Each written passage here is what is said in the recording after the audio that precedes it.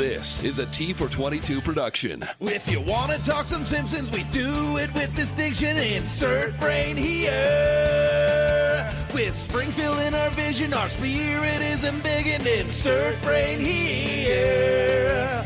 Flanders, Quimby, Otto, Man, the Hasapima, Battle on. Insert brain here. We've got Simpsons to ponder. Here comes David and Connor. Insert brain here. Welcome back to Insert Brain Here, a Simpsons podcast. I'm your host Connor, and with me, as always, is my co-host, David. Do a funny bit. Never. That's me. I'm David. Dry as ever. You look pretty wet to me. I was outside in the rain, so that's why. Today we're talking about Season 3, Episode 14, Lisa the Greek. Original air date, 23rd of January, 1992. Okay, David, just give me a straight shot of recap, please. This episode, we've got Homer. Damn it, David, I said a straight shot of recap. Yeah, it is going to be. It's going to be. Homer failing at betting on like football games and the like. Lisa wants to connect with Homer because she's trying to show him her shoebox house and he's just ignoring her for the game. Mm-hmm. And Marge gives her advice, maybe take interest in what he's interested in. So she does. She comes to him with wants to watch the game with him, for example. Yeah. Aye. And then essentially becomes the betting influence, I guess, or the betting deciding factor on She's Homer's got bets. a special ability. Yeah, almost. like a knack for guessing who's going to win. Aye. And so Homer makes a lot of money, and the football season comes to an end. So, yeah, no more hanging around with Lisa. Aye, he's going to go bowling with Barney. Precisely. Lisa's obviously upset about this. And basically, one last game is the result he wants for, and it's this game. If this person wins, this is what I think will win, but I might be subconsciously sabotaging you. So if this team wins, whoever, yeah, the Washingtons win, it means that I do love you, and if the other Broncos fuckers, or whoever the fuck win, yeah, it means I don't love you. yeah.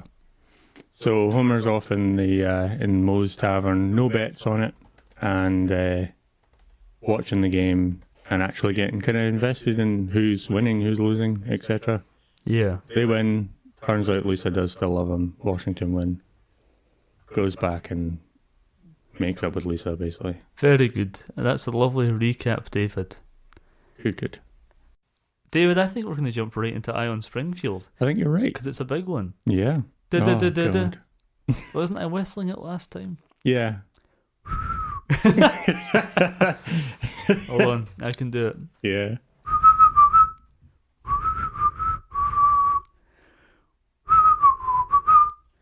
David, that is almost the sound for Ion Springfield. You know what? You did well. It's the segment in the show where I go over characters who made their first appearance in this episode and ask you who they are, and you say, I don't know. Yeah. David, who is Jimmy Apollo? Jimmy Apollo. Is he one of the sports presenters? Oh, almost, Close. David, almost. Okay. You gonna give it another? You're in the right ballpark. In the ballpark? Game ballpark. Sports terms. Is he a footballer? Wrong. Okay. Jimmy Apollo is the guy who does the betting. You know, when the sportscaster throws to Jimmy Apollo, that guy. He's right 52% of the time, which also means he's wrong 48% of the time. Yes. Right, okay. David, who is Dan Beardorf? Dan Beardorf. Beardorf. Is he one of the sports presenters? Wrong. Yeah, here we go. David, Dan Beardorf is the name given to the American football playing Duff Beer in the advert fucking hell. that Homer watches at Moe's Tavern. Yeah. And they do say his name. That's you haven't haven't just said this guy, this I haven't beard off characters. I'm going to call him Dan. I To haven't make been it sound like it could be a person. that's a beer that's alive. I'm going to give him a name. Yeah, and make no. you guess. No. Make him sentient. Build up an entire backstory for him. How his wife and 3 bottles of kids. Alright. His bottle wife and his 3 shot glass sons. Yeah. David, who is Marco? Marco. Just Marco. And don't you dare say Polo.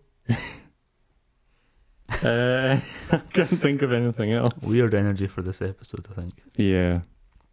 Keep that in. Well, that's all we've got. Who's Marco?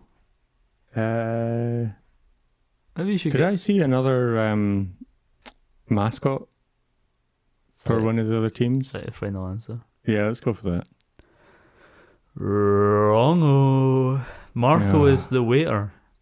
Oh, Remember the waiter at the restaurant? He walks up and he says, "Hello, I'm Marco. Right, yeah, I'll be with your the- waiter." the wee tash. Yeah. Yeah. David, who is Brett Gunselman? Brett Gunselman. See the person that the sport presenter was talking to that's supposed to... that it was doing like a new show or something that was coming up. No, David. Brett Gunselman is the newscaster. Fuck my life. Every one of them's wrong. Everyone's wrong this time. David, who's Phyllis George?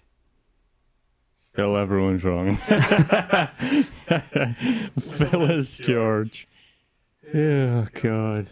I don't remember seeing an old lady, and that sounds like an old lady's name. Interesting that you would say that. Oh, no. Maybe it's not the person that was standing there in the thong and the G-string painted up 2 colours, was it? No, David. Phyllis Ann George was an American businesswoman, actress, and sportscaster. In 1975, George was hired as a reporter and co-host of the CBS sports pre-show The NFL Today, becoming one of the first women to hold an on-air position in national televised sports broadcasting. Lisa reads out her name when she's going through the cards in the library researching American football. She passed away in 2020. And I thought she was some man in a G-string. Correct, David. Shivering with frozen snot icicles. David, who is violinist? That'd be the violinist in the restaurant. Correct. Oh, first one right. Sometimes I just say things like violinist, but it's specific to the episode. Yeah. David, who is shoe-in of the week? Oh, the other person that's the betting guy, when he flicked the channel, he came up with a massive shoe. Oh, that's 2 correct, David. You're getting there now. David, who is producer? That's the producer? No, David. Producer is the character who talks to Mel when Krusty is making his bet at Moe's Tavern. There's a man with a clipboard standing talking to Mel. Okay, yeah. And I decided he was a producer. Right. Oh, okay. So you decided that was a producer. Well, who else could it be? Anyone else?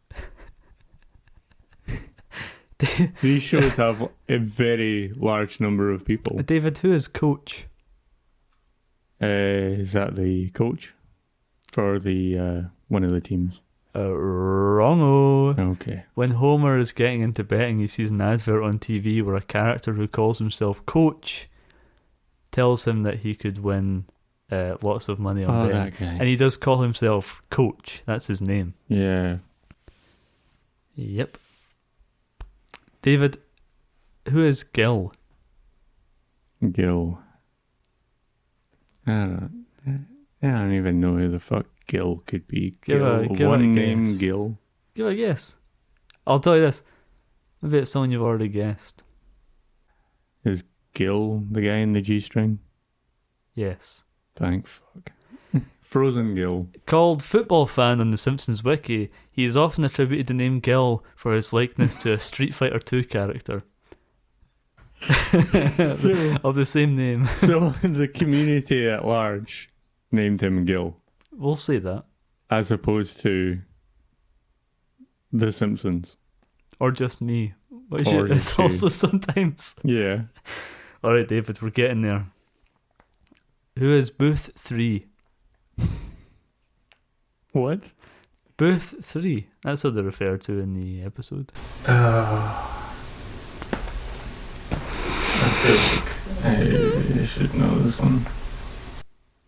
It's worth noting that sometimes I like to throw in as many of these as I can.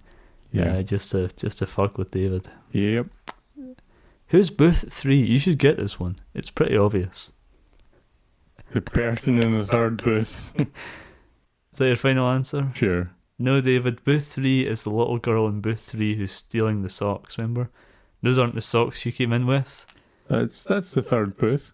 They say red alert in Booth 3. Yeah. So that's Booth. They say it in the episode. I'm just going with what I have here. I'm saying that is in fact the third booth. David, The person in the third booth is what I said. We were looking for the specifics of the socks. David, who are rocking aliens? They're the people in the halftime show. Very good, you've nailed it. You've done it again. Finally. David, who is Wee Monsieur Guard 1 and 2? Guessing they're guards, and is that like the French restaurant or something? Is that your final answer, David? Sure. Wrong. no, it was a French I'm sorry, David. clothes store. You fucked it already. It was a French clothes store. There are no sloppy seconds on insert brain here. Well, tough. It was the two security guards Yeah. at the Wee Monsieur clothing store. In fact, I mentioned them just now because they're the ones who pointed out Booth 3 had stolen socks. Yes, and ran after her with shotguns. Well, it's too late now. Yeah. Mark that down as a loss, everyone. Whoever's keeping tally. In your little notebooks. One day I'm going to do a big video on YouTube. It's going to be called My Manifesto. And Bjork's going to hear about it. Mm-hmm. That's the end of Ion Springfield. Thank Christ. Torture over. There you go. Good. David, I'll tell you what I thought about this episode. Okay. I think that the advice that Marge gives to Lisa is bad advice. Yes. The advice of, well, if you're trying to form a relationship with someone, whether that be your father or a friend or a romantic partner or whoever, if they won't take an interest in what you're interested in or what you're trying to talk to them about, just force yourself to be interested in their interests, and that's what she's done with Homer. That is appalling advice, and would lead Lisa, I believe, down the path of probably having relationships with narcissists. Yeah. Yeah, thoughts on that? Yeah, I think you're correct in that because, well, realistically, if that person that you're trying to form a relationship with who doesn't want to take any interest in your interests at the detriment of the relationship, basically means you should not have a relationship with that person. Exactly. And Whatever we're not therapists or anything. No. Nor are we advice gurus or shucksters or snake oil salesmen or whatever. No. But I think that's correct. I think that's a red flag, as the kids like to say. Yeah, I'd say that's definitely a red flag. Yeah, no, I think it's terrible, terrible advice, and I hope no one has ever taken it at face value. I think the episode kind of presents it as being bad advice, but yeah, they also don't come back to it and have Marge acknowledge that that's bad advice. No, they don't. I guess it's not really a Marge episode, but it's her that gives the advice. So I think there is space for that scene as well. I think so. Although it does end up being a bit of a long one because the intro is actually cut. I noticed that as well. I thought maybe my Disney Plus had just started. Sometimes it does that, you know. Yeah. But no, I double checked that when I went to watch it, and it is actually a short intro because it's in slightly longer episodes. They don't do that much at this point in the series. I think there is space, even regardless of the shorter episode. Mm-hmm. Or the shorter intro because of the longer episode, rather. Yeah. There is space for a scene where Marge reflects on the advice that she gave to Lisa and how following that advice has impacted her relationship with Homer and his obvious lack of... like when she calls him a selfish man, maybe that should trigger some sort of thing where she's like, oh... Yeah. There's there is, I agree with you there. There are a lot of scenes that happen across the way that you could have done it slightly differently, tweaked it ever so slightly to allow the realization of Marge in the fact that, oh, this is actually bad advice. Yeah. Maybe a more modern episode would do that. Maybe it's just not something that was on the minds of the entirely male writing staff in 1991. Maybe. I never know. But I also think that the episode kind of portrays Homer in a cruel light. Yeah. Portrays him as a genuinely bad father. Yeah. The bit where he sits down with Lisa on the couch and she wants to watch the game with him, and he makes her shuffle all the way down to the other end of the couch.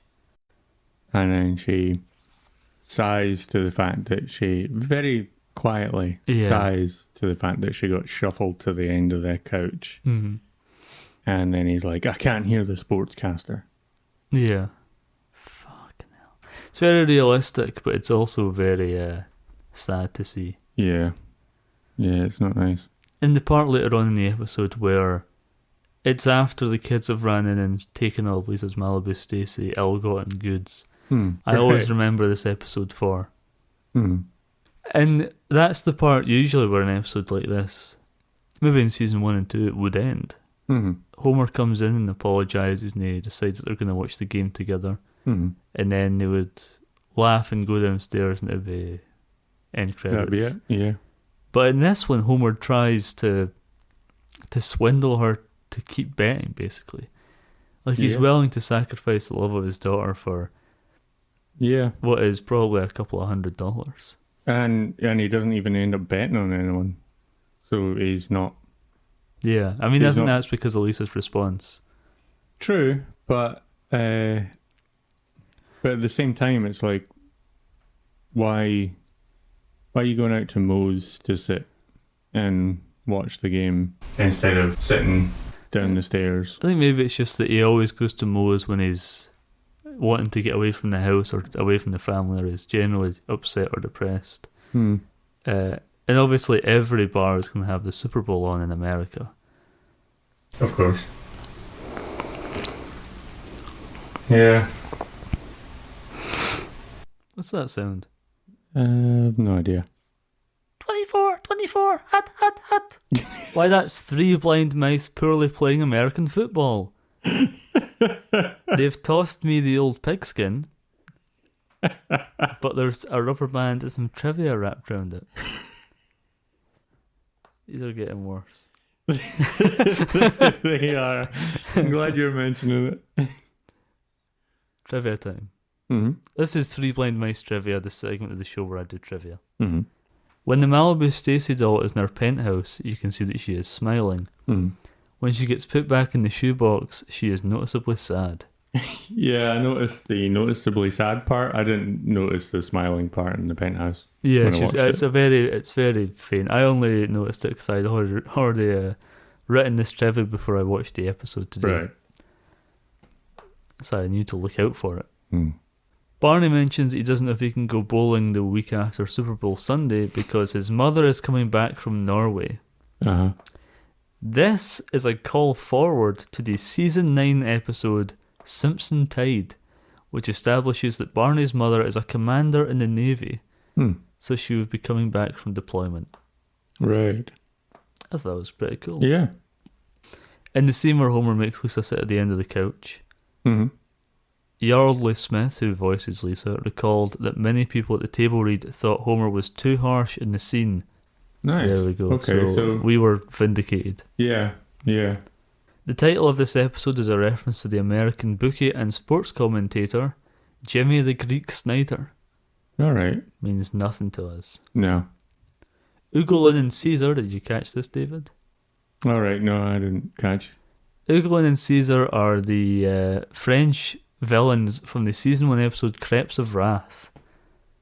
All right. They are seen in their Yeah. French apartment living in Paris because you can see the Eiffel Tower from their window, watching the Super Bowl or whatever, and they switch over during the halftime show to watch Jerry Lewis movies. That's the characters from Crepes of Wrath. Right. Yeah, I didn't clock that. No. I didn't clock out it was them. No wonder Ion Springfield is... Lost on me. Yeah. Watched it with my eyes closed, pal. Oh, very good. Put it on while you had your nap. Aye. Because the episode was animated before it was known which teams would make it to the 1992 Super Bowl, the lip sync is off whenever the team names are mentioned. The Simpsons would later draw attention to this fact in the 10th season episode Sunday Cruddy Sunday, in which characters hide their mouths with a beer mug when they mention the teams competing in the big game. I remember noticing that in the episode and always being confused about what the joke was. Yeah. So that's nice. Right. I remember the later one with the hiding the mouths behind the mug. Yeah. And I was thinking, what the fuck's this about? Well, now we know. Yeah. Lisa says that she and Homer used to have burping contests. Possibly a callback to how in the Tracy Ullman shorts, she and Bart would have burping contests. Ah. Okay. This is a long one. Lisa, angry at Homer for tricking her into helping him gamble on football, makes a bet that if she loves him, the winner of the Super Bowl will be the Washington Redskins. That's not PC. Right. I'll come back to that later on, I guess. Yeah. Nothing. No. No, I was waiting for the rest of the trivia. You said you were coming back to the Redskins later on. I was going to go into them, but I looked at you and I was like, there's no conversation happening here. And if she doesn't love him, the Buffalo Bills would come out on top. Washington wins. When this episode premiered, obviously, these two were actually squaring off in Super Bowl 26, I think. I'm looking at XXVI and I'm thinking that's 26. Yeah, aye. And Washington won 37-24. Over the next 3 years, Fox made it a tradition to air this episode just before the Super Bowl and changed the dialogue so that the teams would include whatever teams were playing that year. According to the DVD commentary, Lisa accurately picked the winning team every single year. Coincidentally, the Buffalo Bills lost 3 consecutive Super Bowls from 1992 to 1994. Thus, the Simpsons' accurate predictions always involved assuming Buffalo would lose. Fair enough. According to Al Jean, this episode was designed to satirise the staff members' quote, love affair with gambling. Jay Kogan, Wallace Wolodarski, Al Jean, George Meyer, Sam Simon and James L. Brooks were all massive gamblers. Oh. Eesh. Wow. Yeah. Yeah. Yardley Smith won an Emmy for Outstanding Voice Performance for her role as Lisa Simpson in this episode. Okay. This episode portrays sports betting as an illegal underground activity. It's true that up until 2018, sports betting was illegal in the United States in every state except Nevada. Wow. There were federal restrictions that prevented states from legalizing it. Sports betting persisted as illegal bookies as shown in Moe's Tavern. That all changed in 2018 when the states of New Jersey, Pennsylvania, West Virginia, Rhode Island, Delaware and Mississippi, seeking to legalize sports betting for tax revenue, took the federal ban on sports betting to court, eventually reaching the Supreme Court. On the 14th of May 2018, the Supreme Court ruled in Murphy v. National Collegiate Athletic Association that the federal government's ban on the expansion of sports betting was unconstitutional and states were free to legalize it. As of January the 1st, 2024, 38 states now have legalized sports betting. I can't see why it was illegal. Personally. That's the end of 3 Blind Mice trivia. Very good. Let me just ho ho ho. and throw that trivia back to the three blind mice. Oh my god, I crushed them. It was a full-size American football and I smooshed them. Oh, I hit them and they caught it and they just kept going and it hit a wall. I wanted to clean that up later on. There's a red smear on the wall. For my Where the three blind mice. Three red smears streaking down the wall. Wipe it up later. 3 red smears.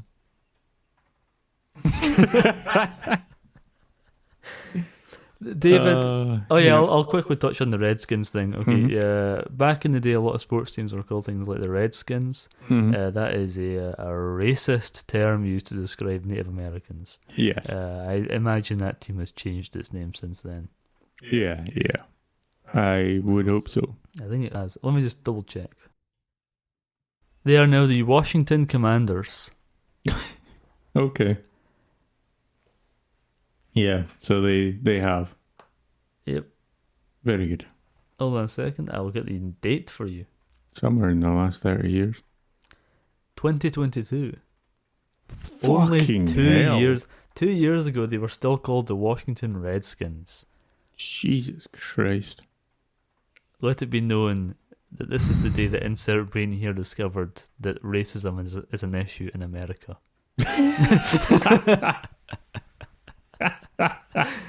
We should do something about this. A podcast.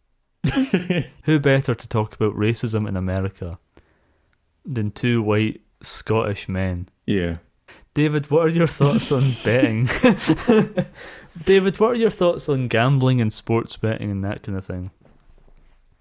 I think that, largely speaking, I don't understand why it took to 2018 for all but Nevada to actually manage to secure. And how did Nevada manage to not? Yeah, how come they weren't brought under the federal rules that prevented the entirety of the rest of those states from legalizing sports betting? Oh, because Nevada's where Las Vegas is. Yeah, but I must have had something. I would guess it would have been obvious. like It's obviously it's going to have something to do with like whenever they brought it in. I imagine they were like, Las Vegas will become a ghost town if you fucking do this. There must have been some sort of a like. I mean, when did they bring it in though? That would be the no thing. idea. And I ain't looking it up. Nah, we don't have time for that. I'll tell you this. I hate gambling. I think it's super irritating. I've never been a gambler myself. I bought one lottery ticket and I lost. And I was like, woof. Awful. Every now and then I think about buying a scratch card and then I'm like, why bother? Yeah. What's the point? Yeah. What am I going to do? Buy 10 and then win a $5 and they're £2 each? That's not making money. No. And it's not fun either. No. And I hate all the adverts that get shoved down my throat every fucking second of the day in the UK. Keith Lemon can go suck a lemon. Yeah. With his goddamn betting adverts. Yeah. Well, we've got quite a few, like William Hill, Betfred, all these other fucking loads of casino websites that operate. Yeah, even like the physical buildings, not so much now, there's like a couple, but the area that we live in, and every area in the UK seemingly has like 10 bookies. Yeah. Maybe it is good that it's banned. Maybe it should be banned here. Yeah, maybe. I'd do it if it was illegal. Yeah. If I had to get on a landline phone call to my local bartender to place a bet, that might entice me. Rather than going into a garish green building with fucking leprechauns painted everywhere. Oh God. Yeah. Ugh. Someone with the like orangey brown spray tan. Oh man. Face, but not round at the ears and the chin. Or the neck. And the neck. And they're outside chain smoking. You know the one I mean. Yeah. Yep. We both know the bookie that we're talking about. Yeah. David, do you have anything else you want to say about this episode? I want to clarify. I did love this episode. Oh yeah, I thought it was good. Yeah, no, carry on, go. I want to say Yeah, I said I thought this was good. I went into it dreading watching it. Mm. Usually when the Simpsons does these American sports episodes, I do not enjoy them. Yeah. We didn't like Homer at the bat. Also, what was that? What was that? What was that one called? Dancing Homer. Oh, the worst episode we have ever covered. Yeah. I think I might be having a stroke. I think I'm dehydration and my brain's swelling up or something. You can hear us talk about cranial yolk my egg. You can hear us talk about cranial swelling last Friday when we did our Movie House episode on Terrifier 2016. Yep. Movie House is our other podcast, which David and I do much better than this this shitty podcast, and we talk about movies. Yeah. I did love this episode. It really surprised me how great it is. I think mainly because it doesn't focus on American football or on the Super Bowl. It could be anything. It's about Homer's relationship with gambling and his relationship with Lisa and Lisa's relationship with him. Yeah. And I think the Bart stuff is very funny. Yeah, I like that. My clothes are fine, and Marge turns him around and he's got like the ripped trousers and the mud stains and the grass stains and the torn shirt. Yeah. That's wonderful. And then in his new clothes, and Marge is like, oh, he's just showing his friends. And you get the three of them rocking the car. The four bullies are rocking the car. Yeah. And he's in the changing room, and Marge opens the curtain. Yeah. And he's standing in his little underwear. Yeah. And she's like, oh, looks like you do need a new set of underwear as well. And everyone's laughing at him. It's nice when Bart gets kind of a comeuppance for being a jerk most of the time. Yeah. David, what's your one bit of animation that you actually quite liked? This is a segment of the show where David tells me one bit of animation that he actually quite liked from this episode of The Simpsons. And I can tell from the way that he's rubbing his eyes that he hasn't thought of one in advance. No, I do not have a one bit of animation for this episode. Well, you must. The beer bottles being the football players and the advert being alive. That advert, yeah. I thought it was quite good as well. Yeah. Well, that's all we have time for. That is indeed. Used to be in days past that I would get a one bit of animation, but we've cut that now. For the best. If someone would ask me, I could probably... Well, smell you later. This has been Insert Brain here, a Simpsons podcast. I've been your host, Connor, and with me, as always, has been my co-host, David. That's been me. You can follow us on Instagram at Insert Brain Here Pod, or on Twitter at T422. Yep. You can check out our website, insertbrainhere.podcastpage.io. Check out our other podcast, Movie House. We just covered Terrifier, and next we are covering Gladiator. Yes. Very exciting. The Russell Crowe starring Ridley Scott film from 2000. Okay, you funky bastard. We'll smell you later. T422 Productions, honey boy.